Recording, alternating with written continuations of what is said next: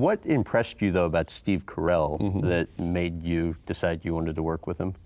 We were, shooting Anchorman, and I was one of the producers, and we would watch Steve every day, and there was this feeling on the set that Steve was just on fire. Like, he just was so hilarious. It was making everybody else laugh so hard. People couldn't wait to get to the brick scenes to shoot those scenes. And at some point, I just said, hey, have you ever thought about making a movie where you're the lead of the movie? Have any ideas laying around? And I don't think he had ever thought about it that much.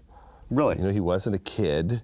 He was a real veteran, but those opportunities had never come, so it wasn't like he had a notebook filled with a zillion ideas. And do you think he was thinking he'd never get to that place? I don't know what he was thinking. I mean, he had been on The Daily Show. He stole a bunch of scenes in Bruce Almighty, and everybody thought that he was one of the great, comedians.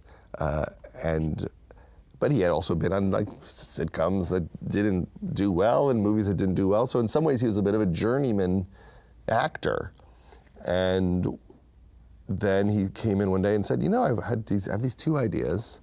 And one of them was, I always thought it'd be funny to play a 40-year-old virgin. We did a sketch at Second City that never quite got finished, but I think that would be funny. And then he started saying, we used to do a sketch at a poker game where everyone's talking about sex, and the one guy, all his stories seem made up. Like when you touch a woman's breast and it feels like a bag of sand.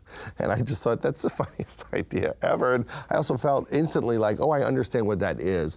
I understand the shame of being embarrassed, with a woman, feeling like if you get intimate with a woman, she's going to instantly think you're a freak and reject you.